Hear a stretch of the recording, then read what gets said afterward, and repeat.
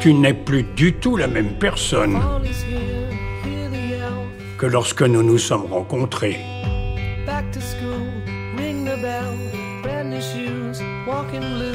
Pourquoi viens-tu encore me voir? Parce que ça me fait plaisir de vous voir.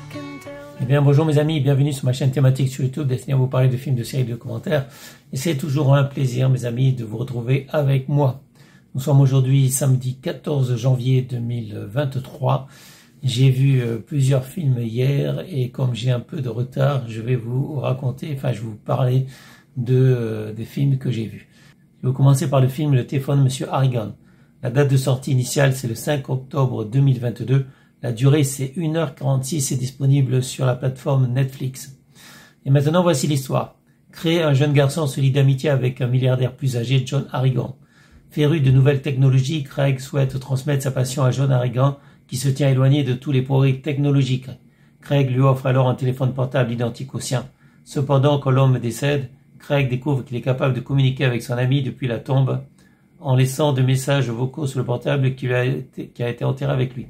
Oui, donc le petit garçon, on voit d'abord le petit garçon qui a été choisi par Monsieur Harrigan. Donc Monsieur Harrigan, c'est quelqu'un qui est âgé, qui a du mal à lire et qui cherchait donc quelqu'un pour lui demander de lire des livres.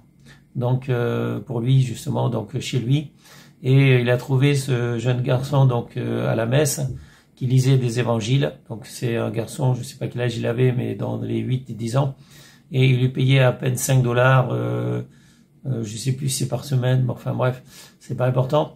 Donc le petit garçon, il venait chez monsieur âgé, pour lire des livres que ce monsieur avait décidé de lire. Et à un moment donné, donc ce garçon qui s'appelle Craig, qui devient ami avec cet homme âgé, ce garçon, il offre un téléphone portable, un iPhone carrément, à cette personne âgée qui en fait est très riche, qui aurait pu s'acheter un téléphone portable s'il avait voulu, mais qui ne veut pas ni de télévision chez lui, ni de téléphone portable au départ, et qui se méfie de tout ça, et qui veut pas perdre son temps non plus, qui veut pas être dépendant donc des technologies ou des appareils. Ils disent que on ne possède pas les objets, c'est les objets qui vous possèdent. Par exemple, si vous avez une télévision, vous pensez posséder la télévision, mais en fait c'est la télévision qui va vous posséder en prenant votre temps, c'est-à-dire qu'elle va accaparer votre temps. Et c'est pareil pour un téléphone portable, vous pensez que le téléphone portable c'est un outil entre vos mains, mais en fait cet outil, ce téléphone portable, en fait il va prendre votre temps, donc il va prendre une partie de votre vie. Donc d'après Monsieur Harrigan, ce sont les objets qui vous possèdent et non vous qui possédez les objets. Cet homme-là, il a des secrets. D'ailleurs, il a une pièce à secret et il interdit donc au garçon de rentrer dans cette pièce. Ce garçon, il aimerait bien rentrer, donc une fois il a essayé, mais le vieil homme lui interdit, et le vieil homme aussi lui a demandé de promettre de ne jamais se laisser faire par autrui, c'est-à-dire que si un jour il est confronté à quelqu'un de pas gentil, quelqu'un qui s'en prend à lui, il doit se défendre, il doit à tout prix se défendre, il doit même être carrément sévère devant des gestes menaçants. On n'en dira pas plus. Apparemment, Monsieur Harrigan, ce vieil homme, il peut être très sévère, il peut être très gentil avec les gens qui sont gentils avec lui, donc quelqu'un de très gentil, très honnête, très droit, mais en même temps, quand il s'est fait voler par une personne, cette personne-là, elle est retrouvée morte. Donc, non seulement, évidemment, elle a perdu son emploi, elle n'a pas pu retrouver un autre emploi. Donc, Monsieur Harrigan a tout fait pour faire à cet homme-là, donc il lui avait volé donc un calvaire, de sa vie un calvaire, mais en plus, il est mort. Voilà. Et Craig, en offrant un téléphone, il va créer un lien donc encore plus fort. Il avait déjà un lien d'amitié, puisqu'il lisait les livres qui étaient chers donc à ce vieil homme, et il prenait du plaisir à lire aussi. Donc en fait, il y avait un lien d'amitié qui s'était créé.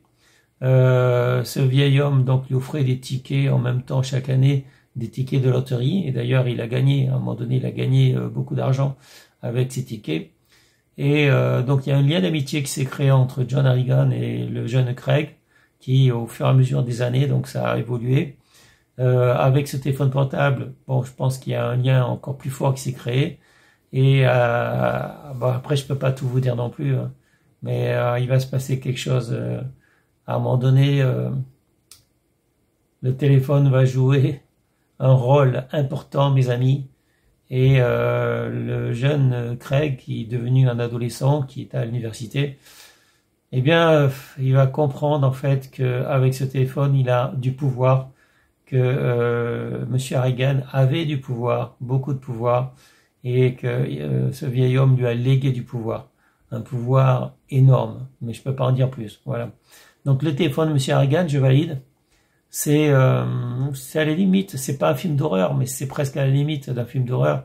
C'est un film qui est pas violent, il n'y a pas vraiment d'action, mais c'est un film prenant, très bien construit, très intéressant, qui plaira pas à tout le monde évidemment. Moi j'ai validé, mais ça plaira pas à tout le monde. Et en même temps, bah il y a quand même des meurtres, hein, voilà. Donc bon, moi je trouve que ça fait pas peur, ça fait pas vraiment peur. Bon, à un moment donné, on parle de fantômes et tout ça, d'esprits, de fantômes.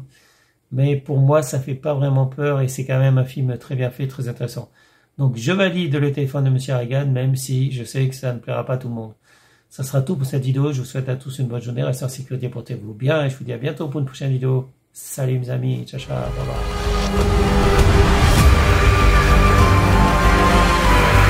bye. Ma grand-mère disait souvent: